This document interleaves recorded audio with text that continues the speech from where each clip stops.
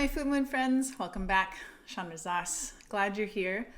So it's the holidays, and I want to talk about the most valuable and expensive gift that we each have that is possible to give. It's present season. It's the time to buy and give and all the things and all the stuff.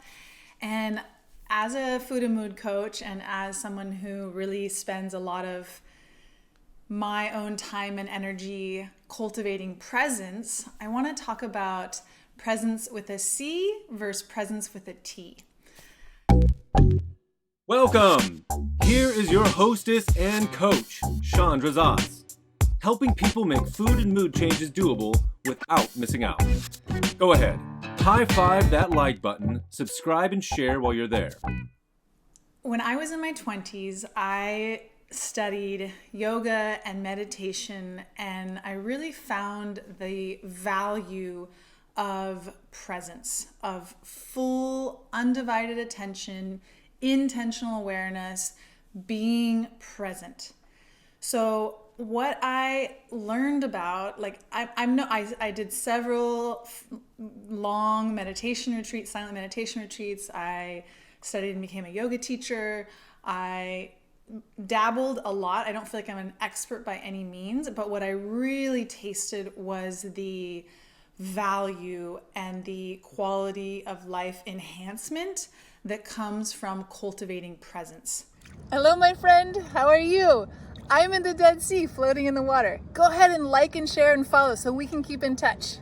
So what is presence? Presence is this place of fully being all attention on one thing present. So if you think about what it's like when you're with maybe a dear friend and the notifications are off, there's no interruptions, and you get to really be with each other in this space of listening and asking questions and sharing from your heart.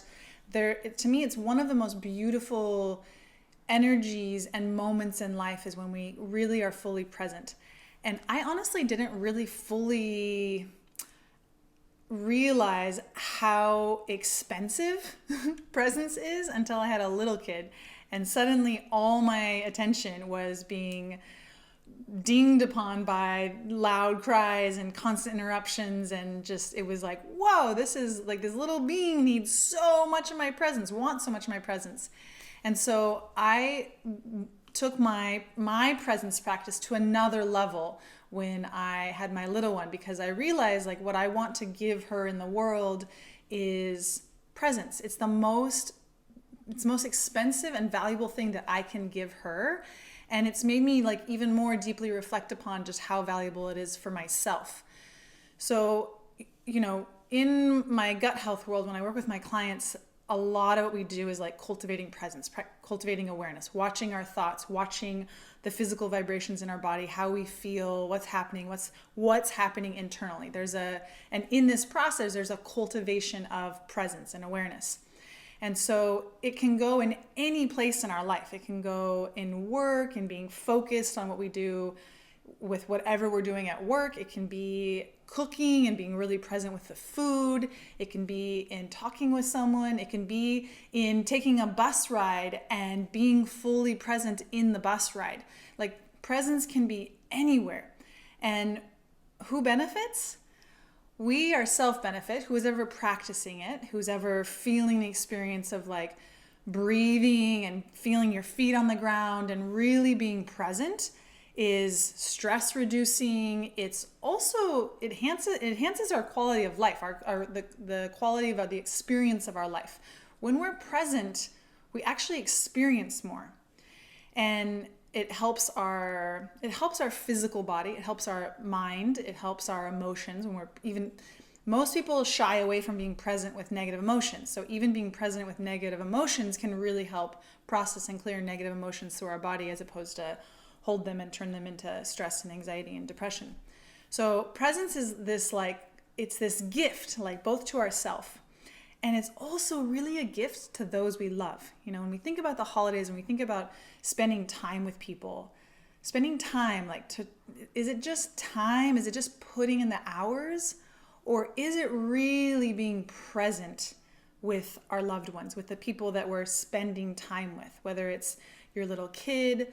Like, one of the most valuable gifts I realize that I put in my calendar, and I really give my little one every day, is an allotted time of my undivided attention where I am just with her. We're playing games, we're talking, we're washing the dishes together, but whatever it is that we're doing, I'm with her. Like, I'm fully present with her. I'm listening to everything she's saying, I'm responding. I'm in like a high level of presence with her. It's, I watch a lot of other parents, and I also feel a tendency to pacify her need and her want for attention. We all need and want attention. It's the most valuable energy and currency that we all have to give and take. And I know how tempting it is to, when I want to do something else and she's wanting my attention, to pacify her with a distraction. And the distractions I see most people engaging with, both personally and also with their kids, is screens and food. These are like the two easiest. Like they both feel instantly good. Like, just give them a snack, just give them a screen, and they'll be busy and they'll give me time to do whatever else that I want to do. And over the last few years, I've really watched myself dance this line and had to make a lot of decisions of things that I wasn't going to do, that were not a priority, because I really believe that my priority is to give her presence and to role model it and to show it, and also gain my own reward of being fully present, or being more present, fully present, whatever it is. There's a spectrum of presence, you can even do like a scale, like on a scale of 1 to 10, how present are you doing multitasking? How present are you breathing and doing yoga? I find that some of my most beautiful lessons in presence has been spending time with my attention inside my body, which is yoga and meditation for me. It's really beautiful. Yeah, I highly suggest it. I think this is the most amazing gift of yoga and meditation.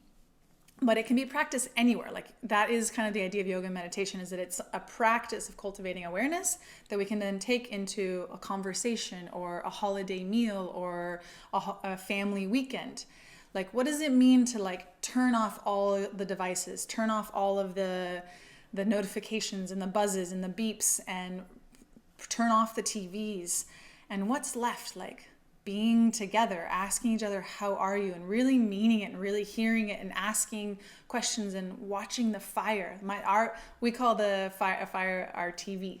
And we also call, when we're looking out the view, we call it our TV. Because there's a presence that's available when you spend time letting your brain look at nature and you're with your loved ones and you're together. To me, this is just some of the most soul fulfilling experiences, to be really together. One of the tricks that we really are practicing in our family is planned screen time. So it doesn't mean that we don't do screen time, but we have planned, let's use our screens, and then time that we don't use our screens and we're just together. It doesn't mean we're necessarily talking and engaging, but that there's no other inputs. I like to call it inputs and stimulation. There's many things that I like to call about screens. I mean, we can distract ourselves with many things. Screens are just one of the easiest things to distract ourselves with. You can distract yourself with cleaning and sweeping, and there's many things we can distract ourselves with. But the opposite of being fully present is often means realizing where we're distracting ourselves and really letting those go and being present.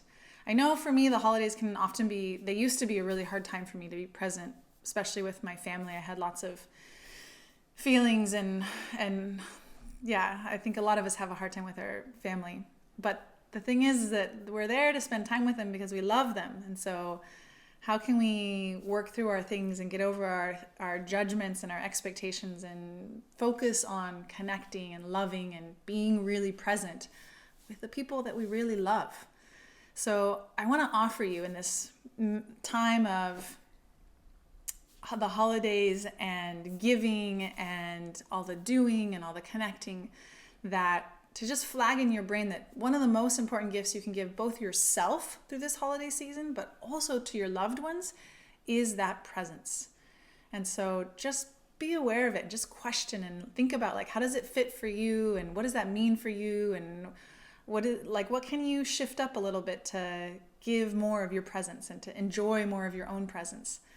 So I think that presence is the most valuable thing, way over all of the material stuff and all of they're also fun, and you can also create moments of presence when we give presents. It's also possible, but presence is the thing. It is the most valuable and expensive thing that we all have to give ourselves and to give others.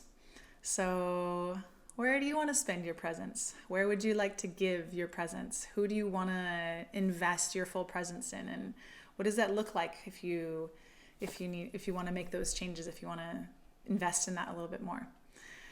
Well, happy holidays. I wish you a beautiful amount of presence for yourself and for those you love. And thank you so much for your time and attention, and I'll see you soon. Have a beautiful December.